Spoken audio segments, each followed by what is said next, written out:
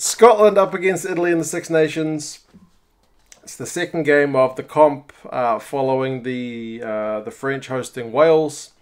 It's a big game, I guess, for both sides because, I mean, Scotland, if you're going to have a successful Six Nations campaign, you absolutely 100% have to get off on the front foot against Italy. You can't lose to Italy pretty much, period. And at home, you absolutely need to beat Italy, preferably with a bonus point. So in terms of pressure, it's all on Scotland. Italy go into this one as pretty big underdogs. Although they would still look at a game against Scotland as a potential chance to cause an upset. Scotland at Murrayfield are very, very tough though, so it does seem like a pretty unlikely prospect. But hey, it's the Six Nations, anything can happen. Scotland certainly cannot relax for this one. They need to go in all guns blazing and try to get their campaign off on the front foot. I will put the two lineups in the description so you guys can have a look, but there are some interesting selections for both teams. A bit of a mix of youth and experience. I mean, for Scotland, you've got Laidlaw and Russell at 9 and 10, so you get two French-based players. It's a pretty potent-looking combo with Hogg at 15. Yeah, they're not going to have any problems with playmaking and controlling the game. The front row, you got Nell, McInally, and Dell. So again, pretty solid looking. There's no problems there. Who else is there? Sam Johnson's going to be on debut.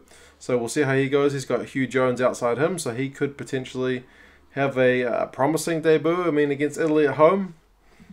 Less pressure than perhaps, I don't know, a trip to Twickenham, but you still got to do a job. You still got to earn that jersey. Because Hogg's at 15, you got Kinghorn moved to the wing. Seymour's on the other one, but again, you know, Kinghorn can still do a job on the wing. The back row is Skinner, Ritchie, and Wilson. So kind of no problems there, man. It's a pretty sweet looking team. You still got guys like Adam Hastings on the bench, Simon Berghan. So yeah, man, pretty tough looking Scotland team. For the Italians, your big name star player is back in Sergio Parisse. Everybody knows him. He's back at number 8. Didn't play in November, so New Zealand didn't get a chance to see him run out in that game where they got beaten like 60 to 0 or something. 66. Was it 66-3? It was a pretty convincing scoreline anyway.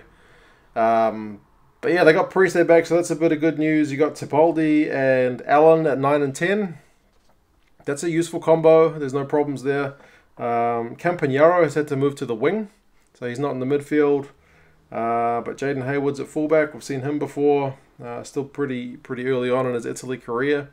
Didn't have a chance to really show us what he could do when he was playing against the New Zealanders. But I mean, that's just the All Blacks playing Italy, so it's kind of hard to judge too much from that. Geraldini is going to get his 100th cap, which is pretty cool.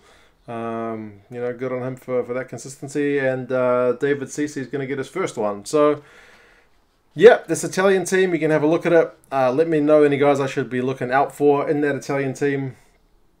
McInally's on the bench as well, which is always... his story is always a pretty feel-good one. So, hopefully he gets on and is able to make an impact on the game as well. But yeah, man, like I said, for Scotland, with guys like Hugh Jones, Greg Laidlaw, Finn Russell, Stuart Hogg, Tommy Seymour, they should really be going out and dominating this one. In terms of their recent record, the last 5 games they have played, Scotland have won all 5. The average scoreline in those 5 games, Scotland 35, Italy 13. So it has been a pretty one-sided fixture over the last few years. So there's every reason for Scotland fans to be confident. Scottish team should be confident. They should be aggressive and wanting to dominate the game. As I said, you can't afford to relax and take it as a given because Italians will certainly fight. The bookies are saying, despite all that, they're giving it to Scotland by 24 points, which is a pretty big margin. But I guess kind of in line with, I mean, I said average score 35-13, so... You know, it kind of makes sense that that's what the margin is, especially with Scotland being at home. So, you guys have a look at the squads. Let me know what you think of these two teams. Who are you looking forward to seeing playing? Anybody you're disappointed not to see in the lineups?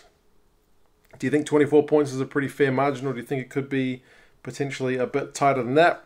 Yeah, you guys let me know your thoughts. I'll talk to you again soon. See you later.